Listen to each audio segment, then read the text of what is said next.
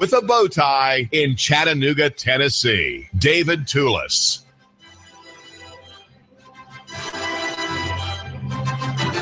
I'm holding in my formerly ink print stained fingertips 2 green rectangles. On each of them is the engraved image of General Grant, a general who was very gracious to General Lee when it came time to accept the surrender of the Army of Virginia. And he let the soldiers go home with their sidearms and with their horses because he knew that they would have to be planting soon. And he was going to make an effort to already begin the healing process of the country. These 2 rectangles represent buying power, and they are a temporary provisional form of money. We think, though, that they are permanent. They are part of who we are as a people. They do say, "In God we trust" on them. In fact, so therefore they must be righteous. They must be honest means of exchange and savings and buying power. So we think. This is David Tulis, and it's Friday, the first Friday of the month, and I really love the first Friday of the month because that means it's Cash Friday. And on Cash Friday, we look at a mystery that we have to solve every Cash Friday because you, my listener, are new to the program here on Nooga Radio, and it is you might say it's a primer on the basics of economics. You might say Modern Money Mechanics 101 or 101, which is the name, by the way, of a book. A book put out, I think, by the St. Louis Federal Reserve System, an old volume that probably appeared in the 1960s and has largely been unchanged over the decades. You can still download it, I think, from the St. Louis Fed, and it tells how the modern money system works, where of necessity there is built into the national economy with evidences everywhere of the pyramid economy. The pyramid economy, like that pyramid engraved on the back of your $1, so-called $1 note, your Federal Reserve note with a 1 on it, and with the eye at the top of the brickwork. And that is a picture that is an occultic image going back to the Freemasons and the Jesuits and other sort of mythical past histories that are used to sort of gloss over the real power mechanisms, the real operation, I think, of national government and all the parties behind it. That you might say the secret owners of national government in this country, and how they've successfully, and effectively waged a kind of civil war against the people of the country, the people who are those who need to be managed, right? The people whose evolutionary progress has slowed, whereas theirs is well advanced with private schooling and training of young people into positions of power. Those people who know how everything works, right? There are very few people who go to the university learn how things actually work. You can't learn them at the university unless you are among those elites, maybe at Brown, Harvard, Princeton, Yale, and some of those in University of Chicago. There are those who learn how things actually function, and they learn those things for the purpose of maintaining them. And they are premised, you could say, they float upon a lubricating fluid, and that fluid is credit. And the credit that we have comes from the banking system. And so on Cash Friday, we learn about that system. We hear about it a little bit and celebrate our independence, even though we are in a form of economic servitude to national economy here in Chattanooga and Hamilton County. We are under a servitude, a kind of bondage, if you will. We're not supposed to really talk about it that way. And using words like that, I know it's inflammatory, and I really should not use terms like that. I could just say we are under an obligation.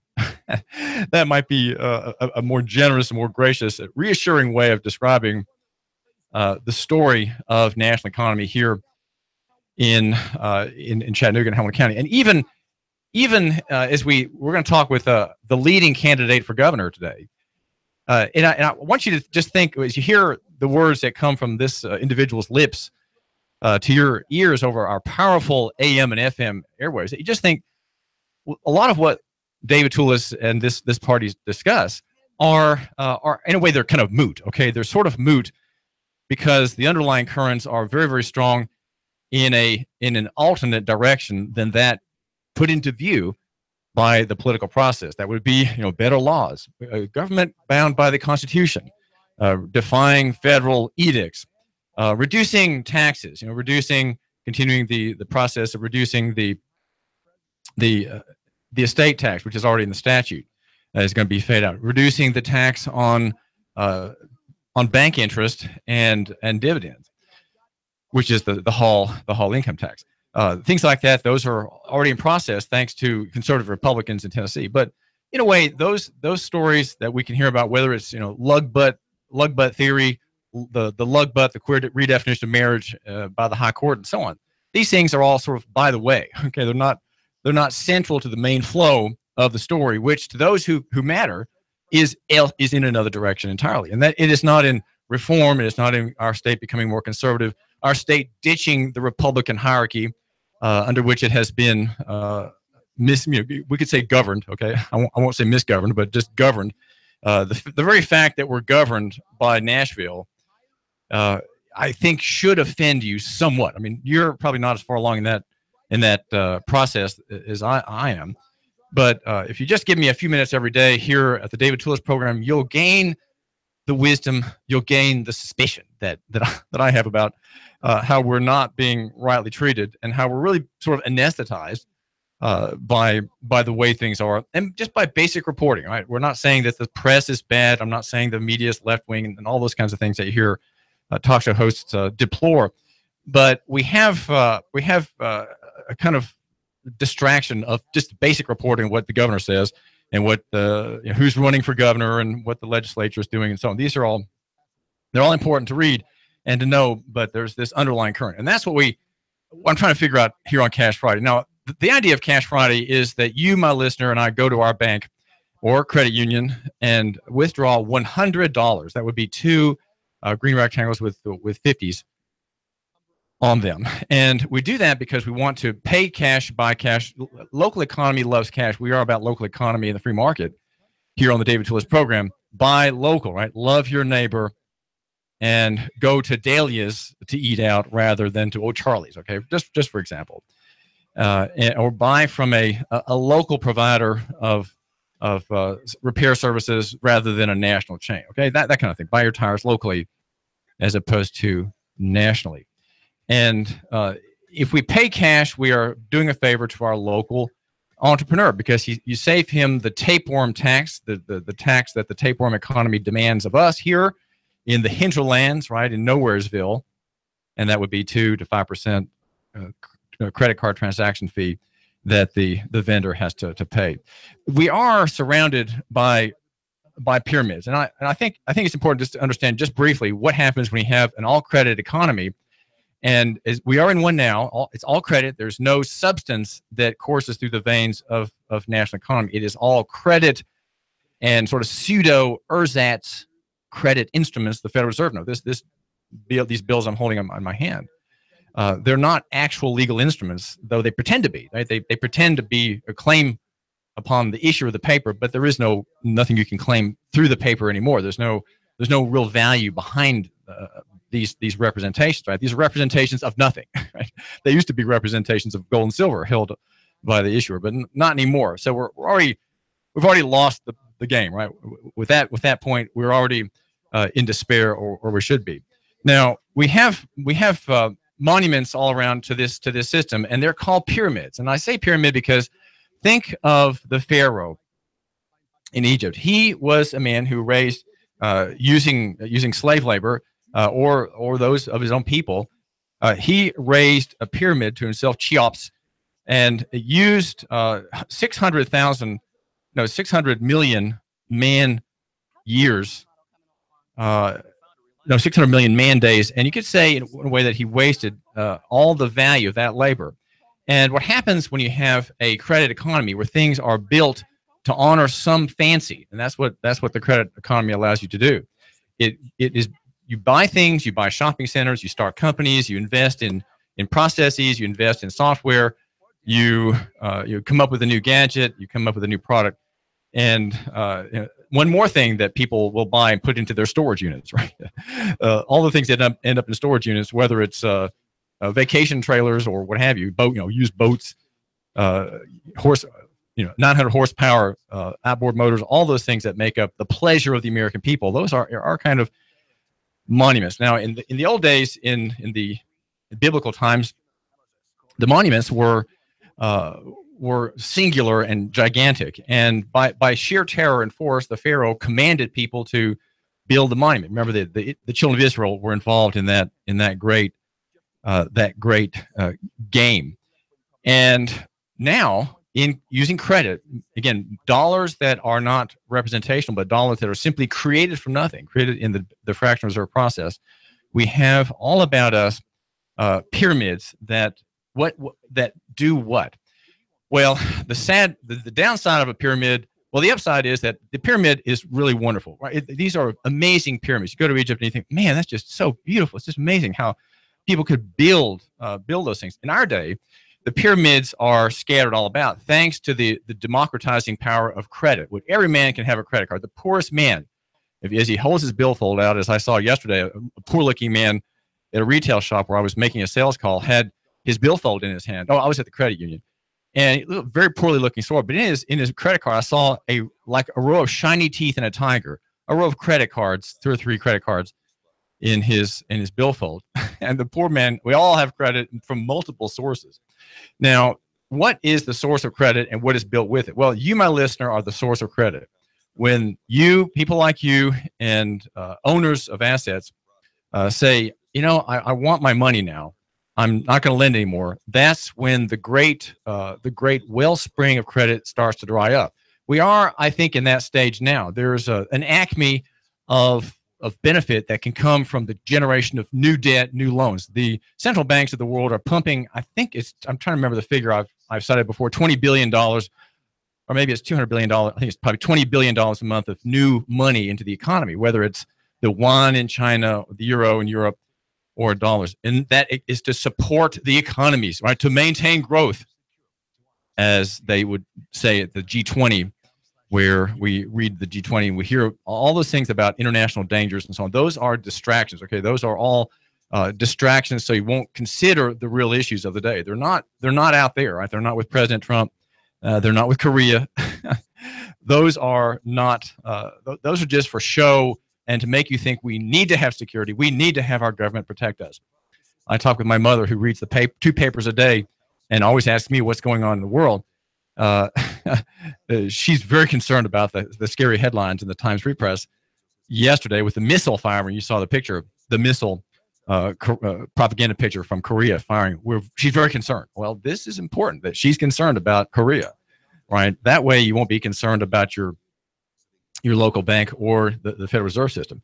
But the monuments that are created are like that of Pharaoh. There are many nowadays because of the democratization of credit, the ability to command things now with future payment promise, right? That's what credit does. And they are, monumental buildings, erections to civic grandeur, as Garrett says, ornate boulevards, stadiums, recreation centers, communal baths, and so on. I would add, retirement centers, shopping malls, new lines of pleasure products that cost a lot of money, a gigantic retail output. Many of these things are out there for the retail public to buy. And you have in houses, you have mini pyramids, okay, mini pyramids, things that were paid for in the future that have no real value and are just an expression of desire and longing for immediate gratification that will have to be put into the storage shed. These all are a form of malinvestment. If credit is free, as it is almost free nowadays, people borrow money and have money with which to spend to create things that are of future immediate pleasure and a future obligation. And that's called malinvestment. The economy is full of malinvestment, which is a bad judgment on what something is worth, a bad judgment as to whether it will produce a return.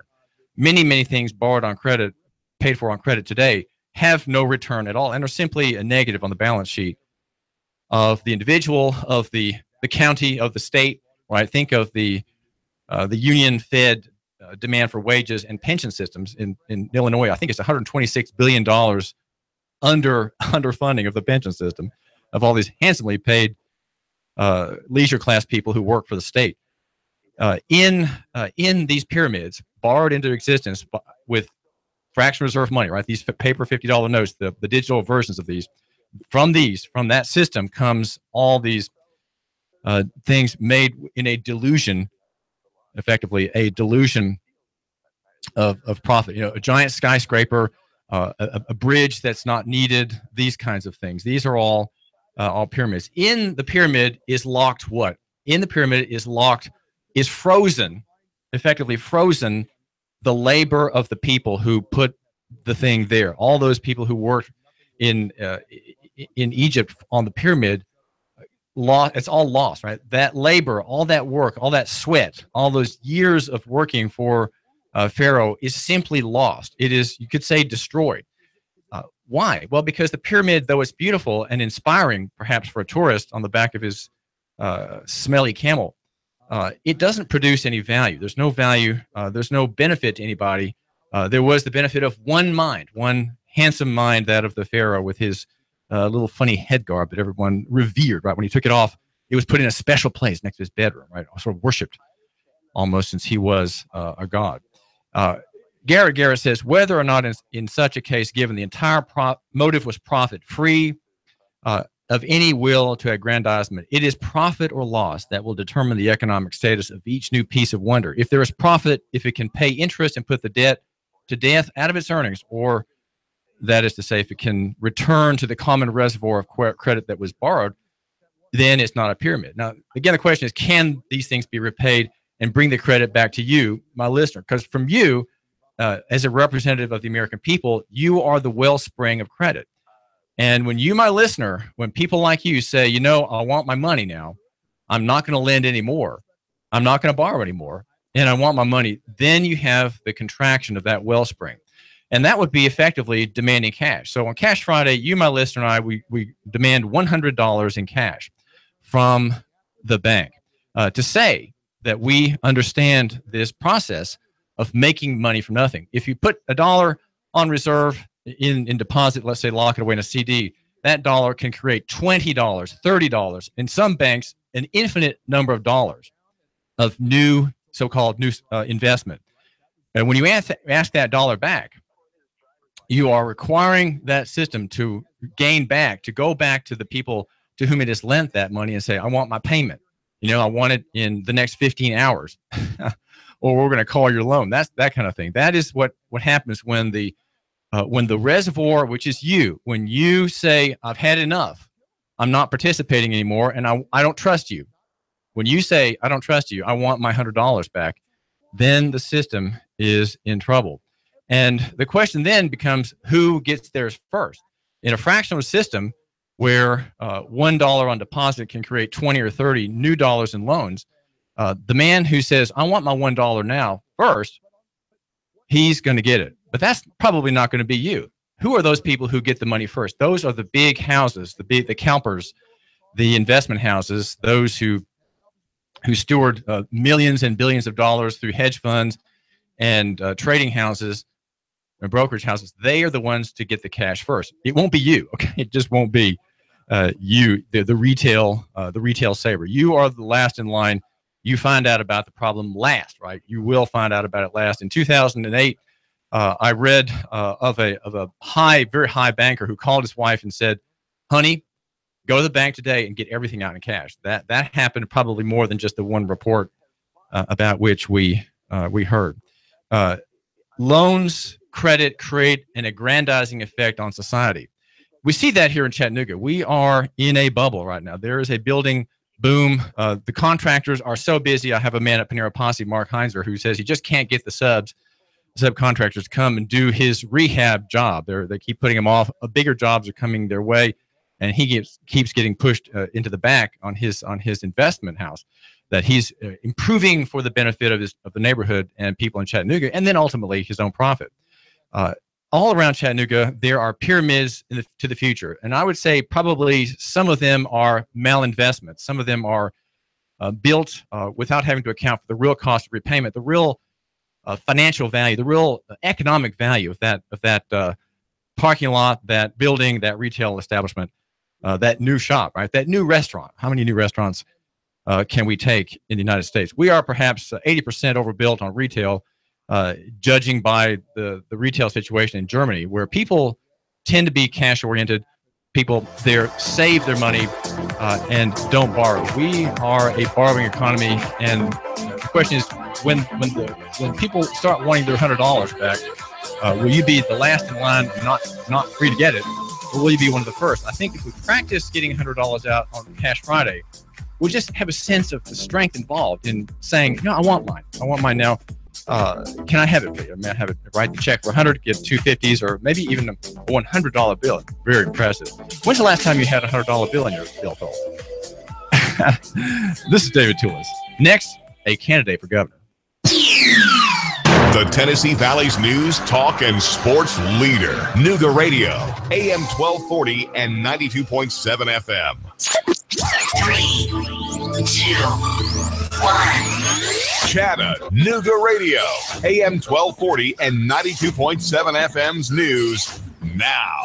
Police in Walker County say a man saw his car being stolen on West Highway 193 in Kensington and did what the police say you're never supposed to do. He gave chase and chased the car all the way from Walker County to St. Elmo. A red Kia Optima joined in and began shooting at the victim with .45 caliber bullets whizzing by. It crashed in St. Elmo. The occupants escaped on foot and the F-150 sped away. The carjacking victim was not hit by any of the bullets. After 2 bodies were dumped in a cemetery in Chattanooga, 2 arrests have been made. William Howard Wright and an unnamed juvenile have both been arrested. The police say they believe they know what the motive for the killing was. A video was posted on Facebook of the victims flashing cash, and the bodies were found with their pockets emptied. New details coming out about a man who was arrested back in May, accused of having a bomb in his backpack. Joshua Redden reportedly admitted to having a bomb in his backpack. He claimed he needed it to defend himself against the street gang MS-13. Russell Stroud, Nooga Radio News, now. In-depth traffic, news, and information. Mornings on Nooga Radio, AM 1240 and 92.7 FM. Expect a muggy start to your Friday with some areas of fog. Otherwise, a few isolated showers and thinner showers will pop up and move south through the afternoon. Highs upper 80s tonight. Becoming fair, lows 70 to 72. For Saturday, a passing shower, storm upper 80s, drier and pleasant Sunday. Visibly reduce the appearance of your scars with Mederma, the #1 doctor and pharmacist recommended scar care brand. Mederma Advanced Scar Gel, a once daily use for scars old and new. And I'm Storm Team 12 Chief Meteorologist Patrick Orr. On Nooga Radio, AM 1240 and 92.7 FM. Nooga Radio, AM 1240 and 92.7 FM knows your opinion is important. So call 800-8949. Agree or disagree. Call 423-800-8949. 800-8949. Nooga Radio, AM 1240, 92.7 FM, and 95.3 HD4. News, talk, sports. Nooga Radio. We've got a table here at Delia's, ready to delight in a plate of authentic Mexican food. Delia's spreads a rich selection. Loaded nachos, crazy chicken, homemade tamales, maybe the enchiladas with beef, chicken, pork. We're at Delia's in Saudi Daisy, near the Thrasher Light. Quesadillas, smell them coming. Delia's uses the freshest ingredients, cooked to perfection. Nachos made fresh every morning. Delia's, open every day except the Lord's Day. For lunch or dinner, treat yourself to Delia's genuine Mexican food. Mention Sean Hannity and save a dime on every dollar of your tab. Yep, 10% for the Nooga Radio listener. Hi, this is Eric Pelton. Taxes, accounting, business advice. I've got a neat brochure, 12 ways to improve your business profits. Come on by for a free consultation and we'll give you a copy. EJ Pelton Company, 332-3339. Hi, this is Nadia behind the green door. You've had ice cream and you've had shaved ice, but have you had snow cream? It is amazing. It's light, airy, fruity snowflakes melting on your tongue. You need to come and see us. Highway 58, green door next to Hardee's. I've got a $10 bill for you at the best paint store in Chattanooga. David here. Hi. Big savings right now on paint and stains. Chattanooga Paint and Decorating. More than a paint store. Ring up a can and keep that $10 bill. Save on select paints and stains at Chattanooga Paint and Decorating. More than a paint store. Pittsburgh, Porter, Glidden, Prolux, Olympic, Flood. $10 a can. Savings this week. Jim and his team are here to help and advise. And to help you hold on to your money. 5529 Hickson Pike. Chattanooga Paint and Decorating. ChattanoogaPaint.com.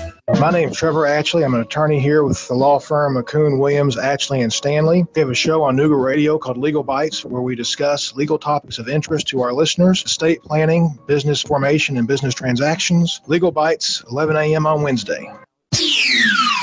The Tennessee Valley's news, talk, and sports leader. Nooga Radio, AM 1240 and 92.7 FM.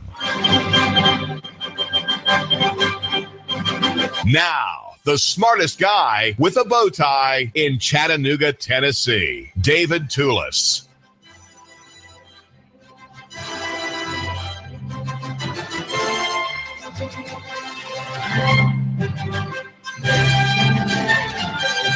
I do thank you, David Tulis here, the smartest guy with a bow tie in Chattanooga. We have in view now a candidate for governor. Her name is Senator May Beavers. Well, her name is May Beavers, and her office is, for the past 15 years, that of state senator. She was elected there to that body in 2002, was in the state house for a term, and was also a county commissioner in Middle Tennessee, just not about half an hour outside of Nashville. And she has, in her work in the Senate, reflected, I would think, in many ways, your, my listeners' view about government, the need to restrain not just the government of the state, but that of the rival power, the usurping power in Washington. Senator Beavers is very active in thinking about these protections, and has offered herself as one of three candidates. There are two others announced thus far: Randy Boyd, who was an economic development commissioner in state government, and then Bill Lee, also in the middle part of Tennessee, a builder. Both of those men are very wealthy, have been successful in business. May, tell my listener why he should care about you in your bid for governor. Well, the reason I'm running is I had a lot of friends come to me and say, we don't have a true conservative in the governor's race. We need you to run. And, I fought that for a long time and said, no, I don't think so. And then it became apparent that we did not have a true conservative, or even anyone who was talking about running